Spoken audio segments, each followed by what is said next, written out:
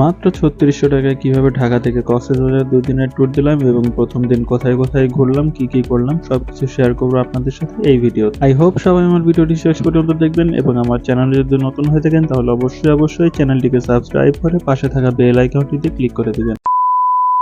যেহেতু আমাদের যাত্রা শুরু হবে সায়দাবাদ থেকে, এই জন্য আমরা একটা রিক্সা নিয়ে চলে যাই সায়দাবাদ বাস স্ট্যান্ডে। বাস স্ট্যান্ডে পৌঁছে দেখি আমাদের বাসটি দাঁড়িয়ে আছে, তাই আর দেরি না করে বাসে উঠে পড়লাম।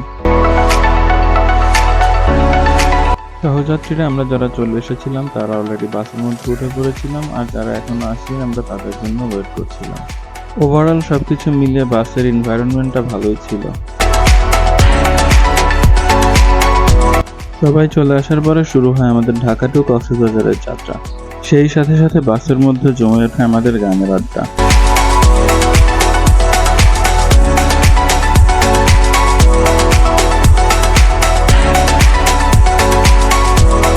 যাত্রার মাঝে রাত ১টার সময় কুমিল্লাতে আমাদের প্রথম যাত্রা বিরতি দেয় হোটেল শাহজাহানে।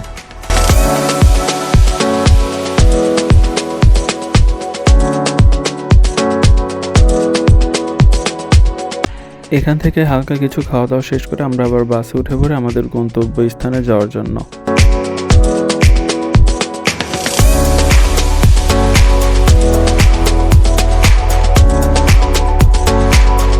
ভোর ৫:৩০টার সময় চট্টগ্রামে এসে লাইম ক্যাফে রেস্টুরেন্টে আমাদের দ্বিতীয় যাত্রা বিরতি দেওয়া হয়।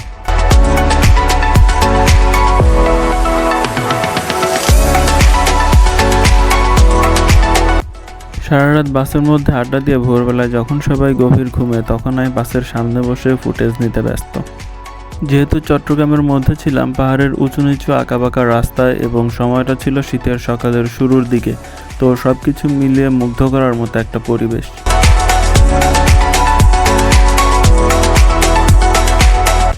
১০ ঘন্টার জার্নি শেষ করে অবশেষে চলে আসলাম কক্সবাজার, আর এইখান থেকে সমুদ্রের অসাধারণ একটা ভিউ দেখতে পাবেন আপনারা। বাস থেকে নেমে আমাদের গন্তব্য ছিল হোটেলের দিকে। স্যার আমাদেরকে গাইড করছিল, আমরা সেই গাইড ফলো করে সিরিয়াল মেনটেন করে আমরা সবাই হোটেলের দিকে যাচ্ছিলাম।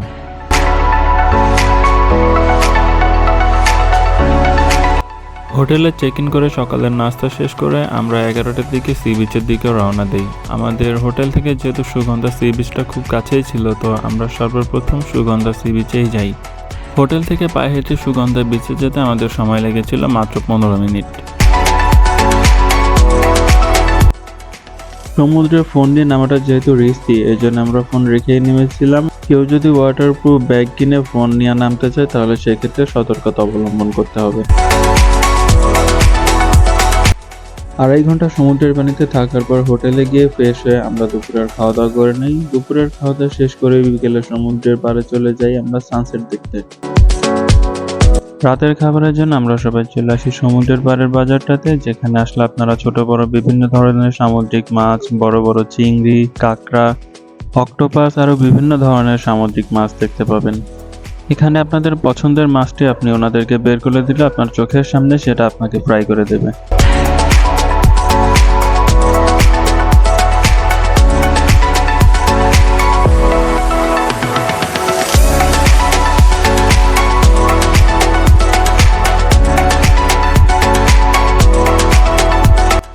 আমাদের রাতের মেনুতে ছিল ব্ল্যাক স্যালমন, ফিশ ফ্রাই এবং পরোটা।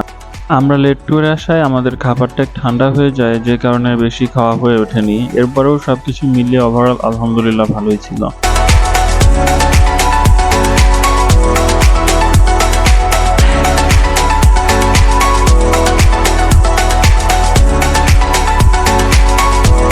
রাতের খাওয়া শেষ করে আমরা চলে যাই এবার বিচের পাড়ে, আর সমুদ্র সৈকতের পাড়ে যাবার ছোট বাচ্চাদের গান শুনবো না তা তো হয় না।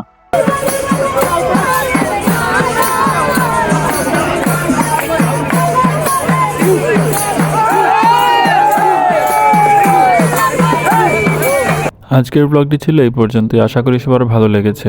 দ্বিতীয় ব্লগটির জন্য আমার চ্যানেলটিকে সাবস্ক্রাইব করে পাশে থাকা বেল আইকনটিতে ক্লিক করে দিবেন, এতে করে আমার নতুন আপলোড করা সকল ভিডিও নোটিফিকেশন পৌঁছে যাবে আপনাদের কাছে। আজ এখানেই বিদায় নিচ্ছি, আবার আসবো নতুন কোনো ভিডিও নিয়ে নতুন কোনো জায়গায়। সে পর্যন্ত সবাই ভালো থাকবেন, সুস্থ থাকবেন, আল্লাহ হাফেজ।